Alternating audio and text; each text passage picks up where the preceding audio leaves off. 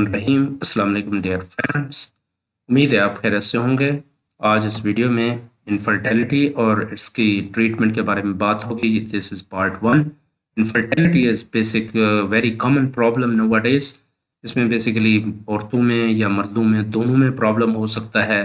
तो हम देखते हैं कि इनफर्टिलिटी की जो बच्चा न पैदा करने की सलाहियत होती है औरत में या मर्द के अंदर दोनों जो स्पर्म है या एग्स हैं, इनमें क्या इश्यूज हो सकते हैं, क्या रीजंस हो सकती हैं जो कि इनफर्टिलिटी की तरफ ले जा सकती हैं। आगे बात करेंगे। Please subscribe my channel for more update और for more videos and watch this video to the end and share with the friends. Thank you very much. Dear, I am Dr. Abdul Malik, PhD Pharmacology Assistant Professor, College of Pharmacy, University of Sargodha. So here is the major key points or key message. Infertility is a disease of male or female. ये basically मैंने पहले बता दिया कि mail और female दोनों की disease हो सकती है रिप्रोडक्टिव सिस्टम की। दोनों के जो टेस्ट हैं एट अ टाइम चेक करना और उनका रिव्यू करना, प्रॉपरली डायग्नोसिस करना इसेंशियल है। तो इसमें ये क्या बेसिकली होता क्या है? Infertility as a disease of male और female reproductive system defined by the failure to achieve a pregnancy after 12 months or 1 year or more of regular unprotected sexual intercourse।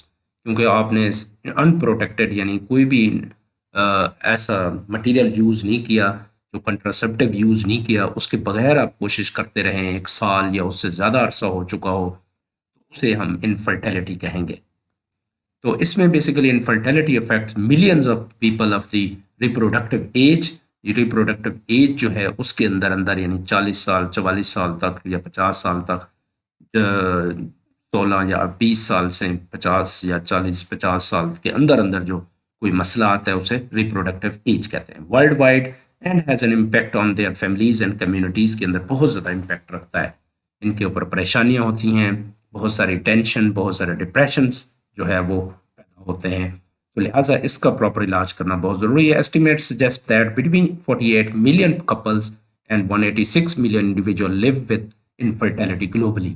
ये देखा गया है कि 48 मिलियन कपल्स जो हैं और 186 मिलियन इंडिविजुअल जो है वो इनफर्टिलिटी के साथ रहते हैं। अब हम बात करते हैं इंट्रोडक्शन की।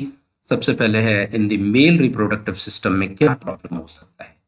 Infertility is caused by problems in ejection of semen. Semen से इजेक्शन नहीं होता। एब्सेंस और लो लेवल्स ऑफ स्पर्म, या बिल्कुल एब्सेंट हो जाते हैं स्पर्म, जो स्पर्मिया है या इस तरह की फॉर्म है, या बिल्कुल स्पर्म का नहीं होते, या लो लेवल ऑफ स्पर्म होते हैं, कम होते हैं, या एबनॉर्मल शेप होती है, मॉर्फोलॉजी एंड एबनॉर्मल शेप के स्पर्म होते हैं, या उनकी movement mortality of the sperm सही नहीं होती। ये रीजंस हैं सारे मेल के अंदर। अब फीमेल के अंदर देख सकते हैं कि ये क्या रीजन हो सकती हैं। In the female reproductive system infertility is caused by a range of abnormalities of ovaries. Ovaries के अंदर प्रॉब्लम है, जैसे पॉलीसिस्टिक ओवरी सिंड्रोम है, मुख्तलिफ और ओवरीज के प्रॉब्लम्स हैं वो हो सकते हैं। यूट्रस के अंदर प्रॉब्लम हो सकते हैं, फिलोपियन ट्यूब्स के अंदर प्रॉब्लम हो सकते हैं, एंडोक्राइन सिस्टम के अंदर जो हार्मोन रिलीज होते हैं, पिट्यूटरी ग्लैंड से या फिर ओवरीज से, उनमें प्रॉब्लम हो सकता है कि वो प्रॉपर रिलीज ना हो। तो ये रीज़न हो सकती हैं। अब हम बात करेंगे इनफर्टिलिटी कैन बी प्राइमरी और सेकेंडरी। दो टाइप्स की हो सकती हैं। प्राइमरी में वो होता है कि बिल्कुल ही कोई प्रेगनेंसी हुई नहीं है, फर्स्ट टाइम भी नहीं हुई। अगर एक दफ़ा फर्स्ट टाइम हो जाए फिर उसे सेकेंडरी हम इनफर्टिलिटी कहेंगे। Primary infertility is when a pregnancy has never been achieved by a person, यानी कभी भी ना हुई हो, एक दफ़ा भी ना हुई हो, उसे प्राइमरी इनफर्टिलिटी कहेंगे। अगर वो secondary infertility is when at least one prior pregnancy has been achieved, एक दफा प्रेगनेंसी हुई है या नहीं हुई या कंसेप्शन हुई है, तो वो हम उसे कहेंगे सेकेंडरी कंडीशन है कि एक दफा ये सिस्टम चल रहा है, ठीक है, ठीक था, लेकिन बाद में ये प्रॉब्लम क्रिएट कर दिया इसने। अब हम बात करते हैं fertility care encompasses the prevention. एक तो प्रिवेंशन के ऊपर डिपेंड करेगा, डायग्नोसिस पे और ट्रीटमेंट ऑफ इनफर्टिलिटी बहुत ज़रूरी है। इन फर्टिलिटी केयर जो है वो प्रिवेंशन पे, डायग्नोसिस पे, ट्रीटमेंट पे मुश्तमिल है। It affects 15 to 20% of US couples and 40 to 50% of cases result from the male factors, ज़्यादातर जो केसेस प्रॉब्लम्स आते हैं मेल पैटर्न में ज़्यादा आते हैं. Reported by CDC that 12% of women in the United state aged 15 to 44 have impaired फेकंडिटी, यानी fertility के अंदर प्रॉब्लम आता है. ये CDC की जो रिपोर्ट है, 12% वीमेन जो है उनमें ये इनफर्टिलिटी का प्रॉब्लम देखा गया है.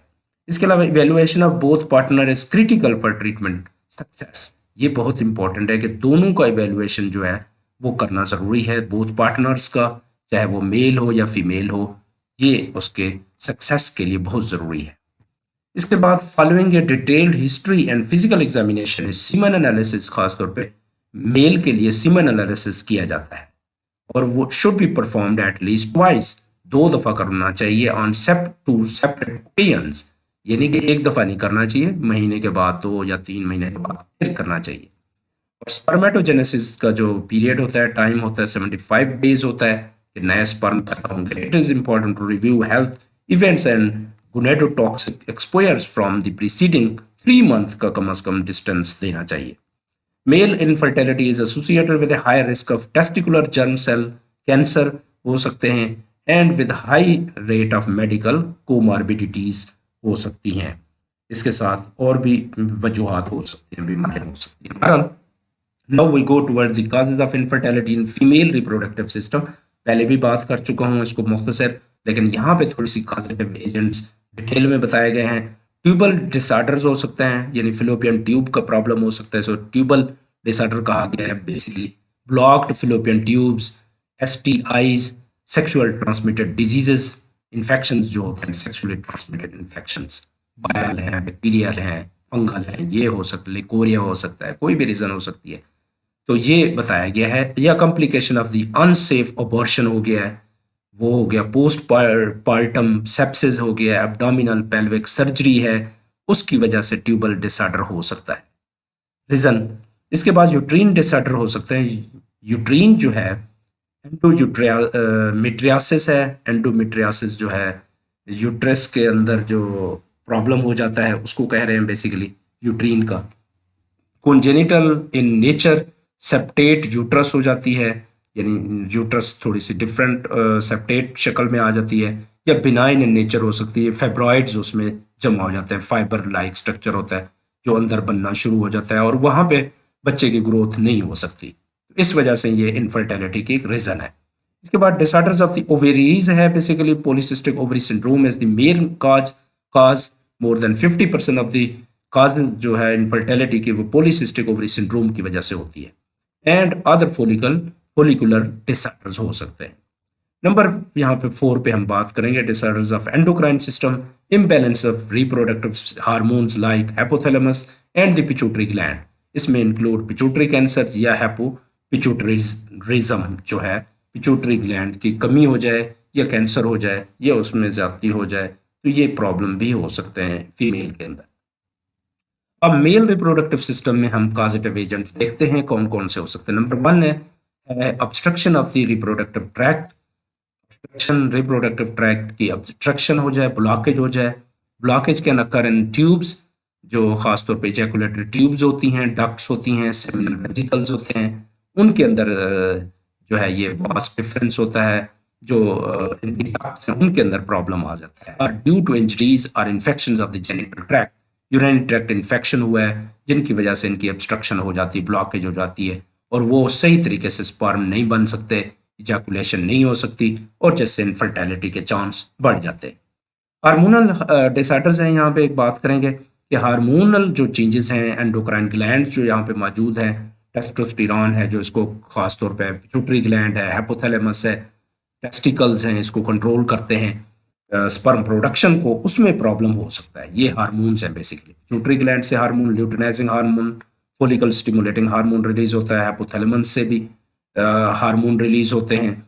इसके अलावा टेस्टिकल्स हैं, टेस्टोस्टेरोन रिलीज होता है, पिट्यूटरी या टेस्टिकुलर कैंसर हो सकता है. तो ये हार्मोनल डिसऑर्डर से भी प्रॉब्लम हो सकता है. ये बेसिकली डायग्नोसिस से पता चलेगा.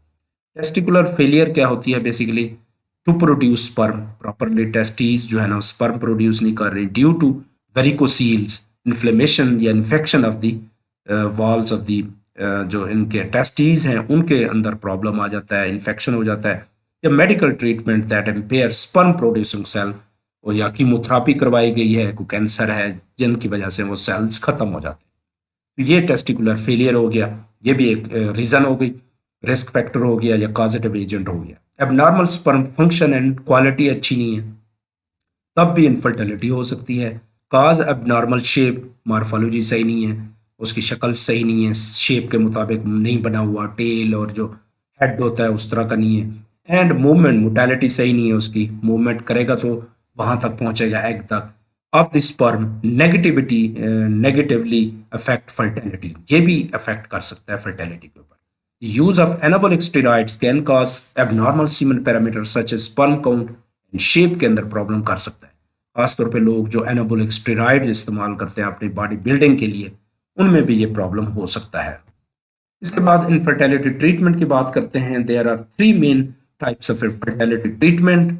इसमें मेडिसिन दी जाती हैं, इंडक्शन ऑफ ओवुलेशन करवाया जाता है फीमेल के अंदर, और सर्जिकल प्रोसीजर्स हैं, असिस्टेड कंसेप्शन है इंक्लूडिंग इंट्रायूट्रीन इंसेमिनेशन है, IUI and in vitro fertilization जो है वो टेक्निक्स इस्तेमाल होती हैं। तो ड्रग्स यूज्ड इसमें है, कुछ मैकेनिज्म और उनके बारे में बताया हुआ है, थोड़ा सा शॉर्टकट। यहाँ पे क्लोमिफेन सिट्रेट CC के नाम से हम करते हैं, बहुत ही कॉमन यूज होने वाली, सबसे ज्यादा यूज होने वाली ड्रग है क्लोमिफेन सिट्रेट। टैमोक्सिफेन, रिलॉक्सिफिन इसी की डेरिवेटिव हैं, और ये गोनाडोट्रोपिन रिलीज को स्टिमुलेट करते हैं, खासतौर पर फोलिकल स्टिमुलेटिंग हार्मोन से। यानी फोलिकल निकलेंगे तो फिर प्रेगनेंसी के जो चांसेस हैं वो बढ़ जाते हैं। It act as selective estrogen receptor modulator similar to tamoxifen and raloxifene, and point to the estrogen receptor के साथ पॉइंट करती है। Letrozole is another drug alternative to clomiphene, इसकी जगह पे लिट्रोजोल भी यूज की जा सकती है। डिफरेंट डोजेज हैं, डिफरेंट फार्मूलेशन है, according to the doctor prescription you can use these drugs. ऐसे आप इस्तेमाल नहीं कर सकते जब तक कि प्रॉपर डायग्नोसिस ना हो, जब तक कि डॉक्टर आपको प्रॉपरली गायनोकोलॉजिस्ट एक्सप्लेन ना करे। इसमें अरोमाटेज इनिबिटर हैं लिट्रोजोल, एज इफेक्टिव एज क्लोमिफीन, ये भी क्लोमिफीन की तरह इफेक्टिव है for the induction of ovulation, ovum को निकालने में जो है ना हेल्प करती है।